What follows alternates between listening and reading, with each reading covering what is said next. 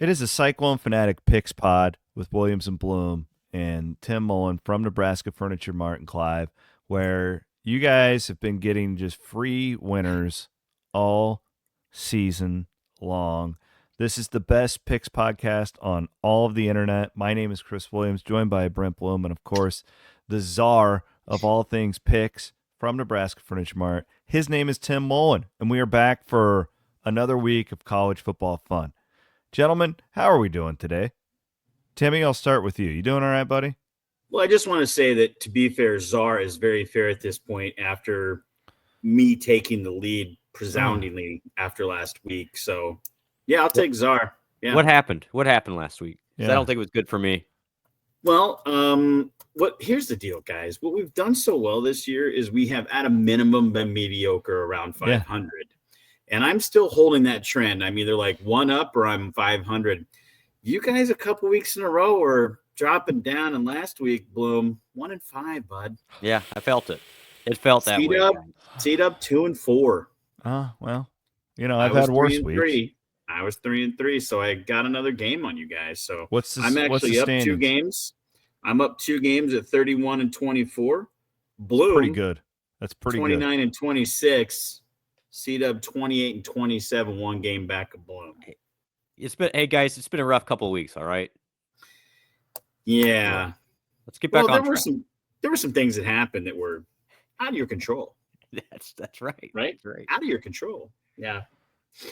Yeah, no, it's been fun. And this week, I'll tell you, once again, I was like, gosh, not a fun week. But I've scratched together some games that are fun for the reasons I think we'll enjoy them. So, I'll illustrate that as we go on to the picks here in a few minutes. Let's get after it. Before we do that, we are coming up on the holiday season, Tim. We will talk to you again before Black Friday. Absolutely. Do you even refer to it as that? Or you guys are a little classier than just calling it Black Friday, right? What we like to do that day, as we are a sales industry, is we like to cater to our customers and provide an awesome service. But we call it Green Friday because we're NFM and our colors are green. I love it. That's what we do. So we call it Green Friday around the old NFM household. So yeah, that's but yeah, we're excited. We sat down and done all of our prep meetings, and like I said, I think I told you this last time, we just have an amazing veteran team. We're on point.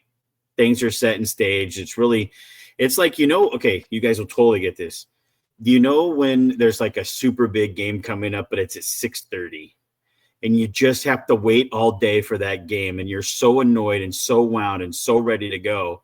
Well, we're that way right now, but we got a couple of weeks. We're just like, just unleash this thing and let us go. Yeah, we're ready to go. We're ready to take care of customers, have a great time. Mm-hmm. And we're looking forward to it. It's something we're pretty good at. We got a lot of great deals. There's in the ad. It's going to be a great opportunity to grab some TVs, some appliances, some great flooring offers. Exercise is going to be there, like I've been talking to you guys about. Some really great deals and the thing about exercise, as we continue to get into it, that I learn more about it, is that, places UMRP, so it's unilaterally map retail pricing. So it's everybody has to price it the same. And we've got some really killer deals coming out on some stuff we're going to have in the store for Black Friday. So keep an eye on that with the exercise. So you have to price exercise equipment the same. And there's a lot of companies like that. It creates that brand integrity that no matter where you go. Like, for example, if you think about it, Apple is an example. Mm-hmm. You can go buy Apple anywhere you want. It's the same price. And then there's just different things like that where companies, and the reason is because if you think about the vendors over the years with the internet and different things, they kind of lost price integrity to where, this place would go, well, I'll sell it for $20 cheaper, and there'd be a price war to sell it cheaper. And these companies kind of went, no more. This is what you sell it for if you want to sell Interesting. it. But they'll loosen the reins a little bit during the holiday seasons, and that's what we have coming up in exercise with some of our stuff. So, well, that's great. Yeah. I'm glad you're getting into that. That's really smart, because these home gyms, I've talked about how it's changed my life. I built a home gym, and I use it literally every day now, and I don't have the excuse of I don't want to drive, or you don't want to drive. Yeah. I think it's going to be huge in the next 5 years or so. All right. Well, NFM, remember them. I'll do a heck of a lot of shopping there. I can promise you guys that. My entire house is furnished with NFM, from flooring to carpet to. This is, what I'm doing is I'm keeping the sponsorship going long enough that I just put everything from the NFM in your guys' houses. Well, that's true. It's really I'm slowly infiltrating your buying process to there's- where you don't know anything else. A lot of stuff you guys have done twice because I've known you that long where I've needed to do it twice. And then like we've had a couple of floods and we all kinds of stuff like that. So life of a customer. Yeah. It's good stuff. Well, Hey, real quick before we go into picks, if you don't mind a little humble brag here. Let's hear it. No, I love it. As we're recording here on Thursday evening, I'd like to give a shout out to the University of Dubuque volleyball team who just won their opening round game in the American Rivers Conference against the Nebraska Wesleyan University. And I do that humble brag because that is you my seem a little biased. I was going to say, you seem a little biased towards Dubuque. Yeah, if you see number 16 out on there, that's my daughter Skylar in her senior season out there. So strong lineage of volleyball in the Mullen family. Well, they got all their skills from me, Chris. I mean, you see me. I'm a physical specimen with incredible athletic skills. And that all comes. That's a bunch of crap, Fun story. Yeah, no, I'm proud of Skylar and her team, and a lot of excitement for them. When the Lady Jays were playing at the state volleyball, how many years ago was that? 5, 4? No, it wasn't that. They went to state 3 years ago. 3 years ago. Okay. Yeah. I met Timmy. We met at the brewery next door, and I don't know how you were, but I don't remember much about that volleyball game. I know that we had a heck of a time. We did have a good time. That was went really from nice. the brewery, walked on over there. The whole town of Bonnaroo did that. Yeah. If you guys know anything about our town, it was a party. We made sure to have a good time. Love good volleyball, man. I got nieces that play. It's my favorite sport. Like when volleyball's played at a high level, it's hard to beat. All right. Speaking of high level, we're going to bring in. We all have winning records this year. We are going to strengthen our records. Tim, what do you have for us in line of picks this week? Okay, here we go, guys. Like I said, at first I didn't think I was going to find anything I like, and I looked through conferences and I found some. Mm-hmm. We're going to start off here with number 20 Clemson going to play Pitt. Okay, an 11.5 point road favorite at Pitt. Pitt's 7-2. They're no joke here. I'm really interested in this game with that line of 11.5. I'll start with you, C-Dub. How do you feel here? Pitt's just like Iowa State, where they were 7-0, and then they've kind of collapsed the last 2 weeks. But they're coming back home. Last stand. I'll take the points in the home team. All right. They've had injuries. I know that. It's just I'll take the points. I don't know enough about it. What about you, Blum? Sure. Yeah, I think Clemson's just way better, and their last stand is still kind of to make the playoff. They're still on it here, so I'll give the guys that I know are actually good rather than whatever Pitt is. Well, it's not like they're 1-7, Bloom. They're 7-2. Hey, I've seen enough. I've seen enough. Elite. All right. Well, I love the points too here, C-Dub. You and I usually do love the points. I always want to take the underdog when I can. I know he's stuck on this team's better. It worked really great for him last week when he went 1-5. But let's keep going with that. Yes, boom, I love it. Shots fired. Absolutely. All right, gentlemen. This one was interesting to me too, and this one has some Big 12 history to it with Mizzou going to South Carolina. South Carolina up and down a little bit, almost beat LSU early, kind of got their ship righted a little bit. Mizzou kind of on a downfall, but they have South Carolina at 14-point favorites at home here, as if Mizzou is no good at all. What's your temperature here, Bloom? What do you got? Well, there's one team that's way better than the other one, and that's South Carolina. So I'll go with that theory this week. It's a new theory for you. I like it. Everybody who knows and listened to me forever knows that that's my second team, South Carolina, based on it's kind of like you and Oregon with the family history and all that. Yep. I've watched this South Carolina team play as much as I have Iowa State, and as much as I love them, that is too many points for them to be a favorite over Missouri. So I like South Carolina to win the game, but 14 points is way too much in a game like this. Is a total letdown spot for South Carolina after the last couple weeks that they've had. Right for a letdown. Yeah, I'm going to go Bloom here. I'm going Bloom here. Ooh. I think South Carolina has made a couple small mistakes this year that without them, we'd be talking about them in the college football playoff. I think this is a game they have to win to even have some outside shot to make that at-large field. So I like South Carolina to go here and to win big to prove a point. Well, but I do love the points. Hassel and I talked about this today. If they were in the Big 10 or the Big 12, they would be a playoff team right now. Yeah, absolutely. In either league. Like I agree. They're that good. I just, Missouri, don't suck. Like they can slow it down, do whatever they want to do. They've been really bad though. Like they have been. Well, they should have lost Oklahoma last week. Like they really should have. Like didn't they start 4-0 or 5-0 too? Yeah, but it was but they played, fake news. Earlham, Van Meter, like they were not playing. Oh, Van Meter whoop them probably. Yeah, a bad example there. No, I just again I watched a lot of South Carolina. Like they got some guys. They are really good, but I just don't know if they're good enough that they should be favored by 14 points over a top 25 team. Just my opinion. I really wonder what the momentum of their season would be right now had they won that LSU game. That LSU game still makes me sick. Oh, that's so tough. I wanted them to beat them so bad. And Iowa State was on a bye that week too, so I was like 100% invested into that game, and it just broke my heart. And they had Alabama beat too. Yeah, they absolutely should have won that Alabama game. Like that, both of those games, like that for that South Carolina fan base that has not been at that level. Lou Holtz had them at a level where they were, going to Outback Bowls and stuff like that, and that was a lot of fun because they had been so bad before that. But we hadn't seen a level like where they could have. Bloom, we talk about all the what ifs with Iowa State in the past and stuff, but it's still not like that. Those two games, no matter what happens this year, will live in South Carolina football lore. Just the spot that they could have been in. For sure. Absolutely. Gentlemen, SEC till this is what you would call the nation's game, I suppose, this week, given its importance across the board. Number 7, Tennessee going to Georgia as a 7.5-point road dog at Georgia. Georgia actually the lower team right now. They're ranked 12th. Not college football standings, but AP poll. So number 7, Tennessee, a 7.5-point road dog at number 12, Georgia. Bloom, what do you got here, bud?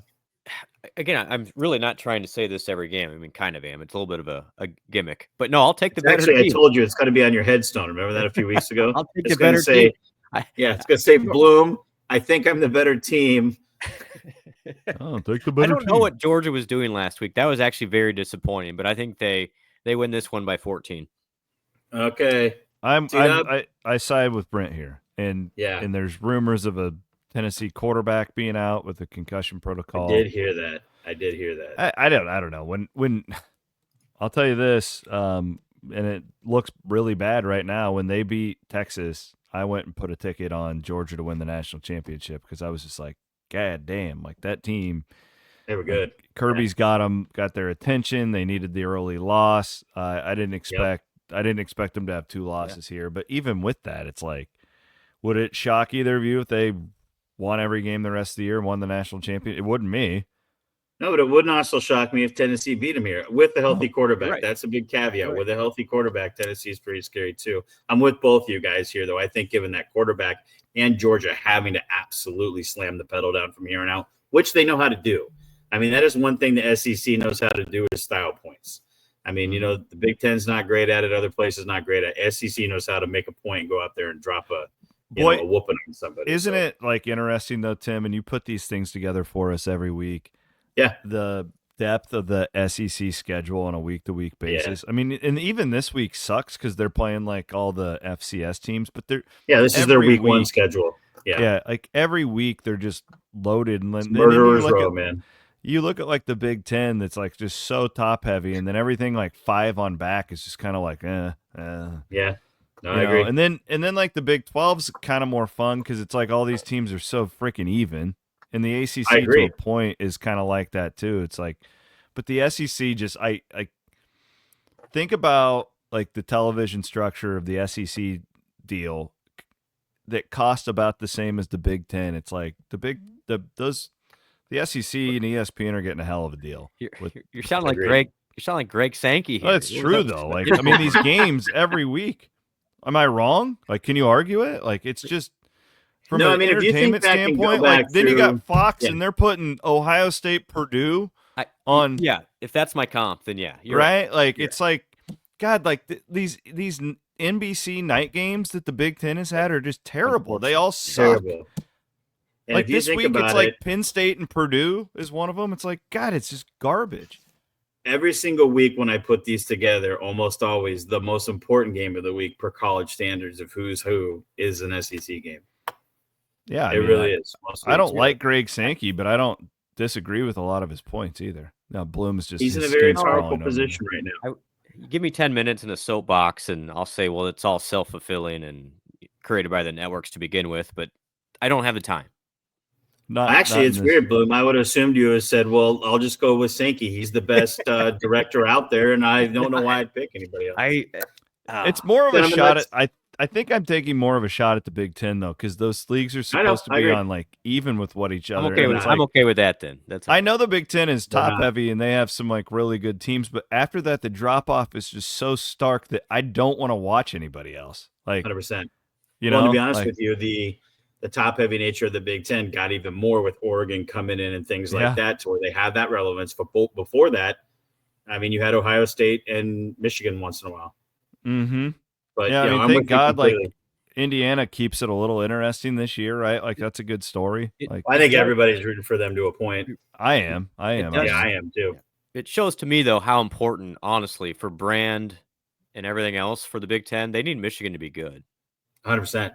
They just change. Like this doesn't feel the same for the Big Ten this year, and that's why.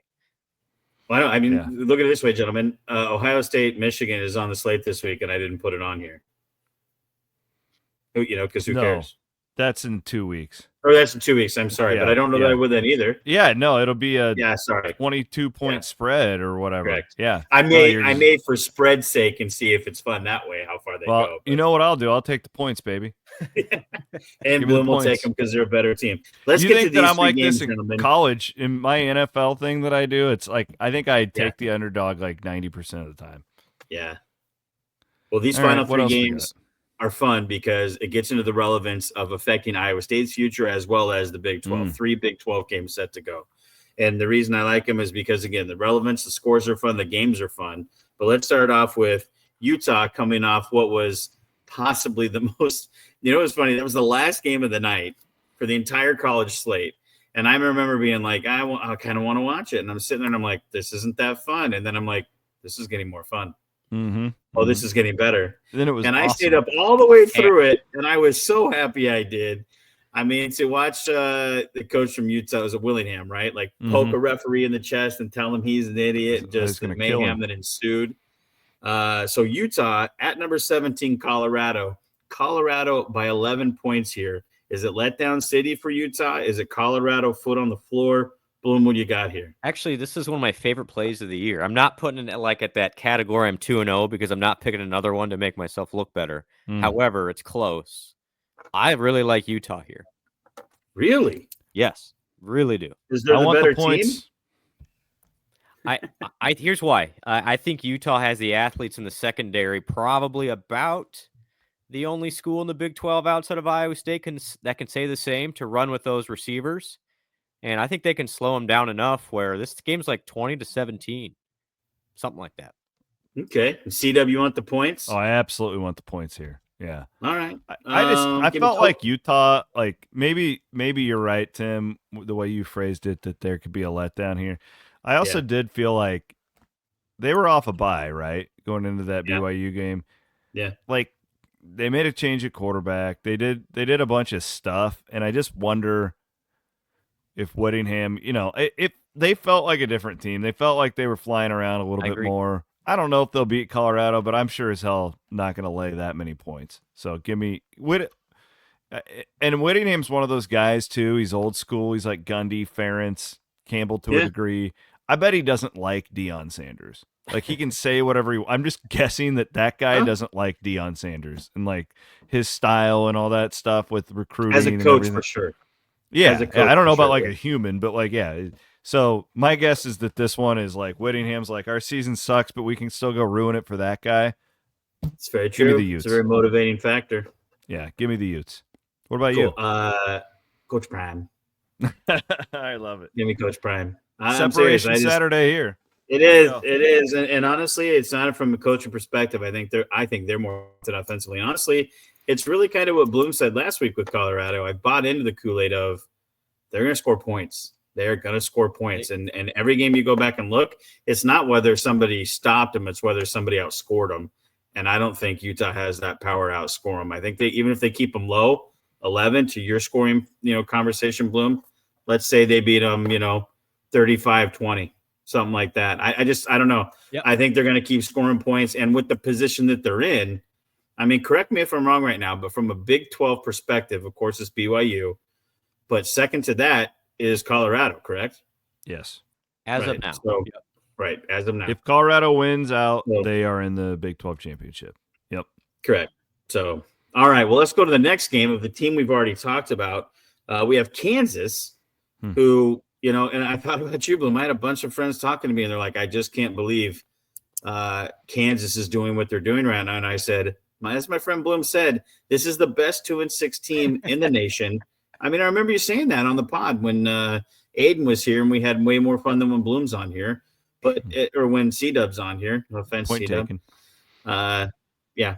No, but I mean, I watched that game. They're talented. They're very talented. And you were right on with that. And I mean, I think in watching that, based on what you said, I'm disappointed in the outcome for the Clones, but I wasn't shocked based on some of the stuff you'd said.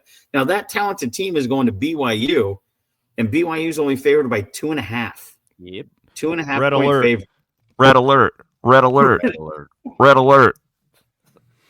So who do you got here, C-Dub? I'm Kansas. This is a no-brainer bet every time you make this bet. Just like last week, every time, like, you have to make the bet, even if you thought Iowa State was, it's a no-brainer bet. When a 9-0 team is at home and is a 2.5 point favorite over the 3-6 team, it is an absolute. They are telling you what to do. So I don't know. Like, it didn't matter who they're playing. If it's Kansas, if it's Middle Tennessee State, if they were only a 2.5 point dog to a 9-0 team, I would always take the dog. So give me Kansas. All right. What do you got here, Bloom? Yeah, I mean, percentages, I have to go with the play. Like, that's. You're going to win 70% of these. However, not every one of them. However, conspiracy, I think BYU could use a little bit of home You field think advantage. your mark's on the I don't know. phone with the officials this weekend? I mean, just if there ever was a time, no, I don't know. I mean, the money is so tight for everybody right now. I mean, I got to think that BYU at home may get a little advantage here or there. I'll just put it that way. I feel like that's a suspicious conspiracy you're speaking of. But here, but I am going to take Kansas here. Oh, all right. All right. Tim, I have a feeling you're going with the Cougs. I'm going to see it in I your am. eyes. I am. You watched that Holy War last week and you were impressed. I did. The thing is, and here's the deal: the ending was complete garbage. It was horrible. I hate seeing games end on a call or the classic. You shouldn't call that call at this time. But here's the one thing that happened: they stayed the course and came back and put themselves in a position to come back from that game. In that situation where an entire stadium wanted to lose, now you're going to send them home. And again, I watched Kansas. That was impressive. They're good, but I don't know. I just feel good about this year, so I'm going to go ahead and say, let's go Cougs. All right. Then we go to the final game, gentlemen, and these are all interactive because, as we talked about with Iowa State and their position now, coming home, 7.5 point favorite against Cincinnati. I haven't seen much of Cincinnati this year. I haven't heard much about them. Are they decent, lying in the weeds, not really something to be concerned with? Yeah, what do you got? they're – yeah. Go ahead, I think, I mean, they are about as middle of the pack in the Big 12 as you can get. I mean, it's just very much like they're not great, clearly. Right. But they're better than they were a year ago, and they have caused everybody some kind of problems in all of their games. I mean, I anticipate this is certainly one that is tight-ish throughout. I think Iowa State, for the theme, I think Iowa State gets right offensively. I think this is a big day for Rocco and those receivers. That's really an advantage that I think Iowa State has here for sure. I think, I'll go like something like 37-24, Iowa State. What do you have for the line? 7.5. Picked it just about 2 hours ago. Yeah, I'll take the points.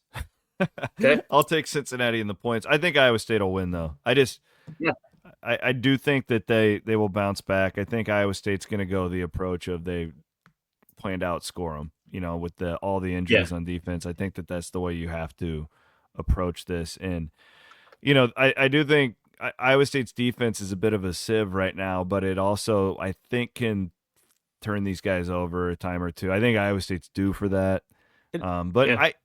there's not a more surprising team on Iowa State's schedule in a positive way than Cincinnati. I thought this game would be a layup, and it's anything but that. They've done a really good job. Satterfield's been a better coach there than I thought he would be. I thought after last year he would get fired after 2 or 3 years, and he's proving to be formidable. Yeah, he at changed least his to have staff him around, so that's and Tim, most of our audience has heard this enough this week, but you can't put a price tag on longtime Campbell staffer who helped design Iowa State's defense, has been there for 8 years with Campbell, was his assistant head coach and linebackers coach, is the defensive coordinator at Cincinnati now, his first year there. That is priceless. He knows the personnel. He knows everything about this team. Do I think it'll decide the game? No, but that you have to factor that in. It absolutely means something. I don't know enough about it. But yeah, I will take the points here, but I think Iowa State wins. I think I had it like 34-28, I think is what I put it down as. So yeah, I'm right there around the number. I'm get right with the offense week. I mean, here's the one thing, to be honest with you, when you did watch the Kansas Iowa State game, it was a slow start, which wasn't great, but Iowa State could score. They didn't have a problem scoring. They just got going late. So if they have that kind of week, I don't think Cincinnati can keep up with them going point for point. I know it's 7.5. It's the hook I usually hate, but I feel good with about a 10-point plus win here. So I'm going to go ahead and ride with the Clones here at home. So I would be ecstatic. Keep an eye, like really, isn't the red zone like a key here for Iowa State? In that, like if Iowa State's successful in the red zone, because they would be 9-0 right now. Yeah. If they just put some touchdowns in instead of field goals. When you saw that in the Kansas game. Yeah, and Texas Tech, both. Absolutely, for sure. It killed them in both games. So I hope so, man. They really need a win right now. The fan base needs a win. It sucks to start 7-0 and then drop one the way they did last week. But this is, in my opinion, when Campbell's at his best, when rallying the troops and all that stuff. Absolutely. This is his strength as a head coach. So and honestly, Steph, it's my favorite game as a fan too. I mean, not that there's not pressure anymore, but it's just like, all right, you'll lose some of the super bandwagon people. Now, if you're going on Saturday, it's going to be pretty close to a sellout anyway. Mm-hmm. But now you got some of those real hardliners in there that'll stick up for the team. I got you. Yeah, hopefully it works out, gentlemen. I hope you have a good time. You guys are going to be up there having fun, I'm assuming. We'll have, hey, real quick, just to prove that we record this live-ish. Congratulations to LSU, who's leading the K-State basketball team by 11. Well, you love taking that shot at Jerome Tang. Congrats to LSU, like Tim congratulated. That's bad for the RPI. That's right. We got to root for the Cats here, man. I think I'm willing to sacrifice that one for this one. Yeah. All right, guys. Appreciate you. Remember, with the holiday shopping, all of our friends at Nebraska Furniture Mart and over at Homemakers as well. And we'll be back next week. Next week will be crazy because we've got the Maui Invitational starting on Monday. And then, wait a minute. No, 2 weeks. No, following. Yeah, following. I got everything all mixed up. No, we don't have the Maui Invitational. Don't worry about it. That's okay. And Ohio State plays Michigan in 2 weeks as well. There we go. Jeez, we're all sorts of, I have no idea. All sorts of messed up here. He's Tim Mullen, Brent Blum. My name is Chris Williams. We'll be back next week with your pick pod here on Cyclone Fanatic.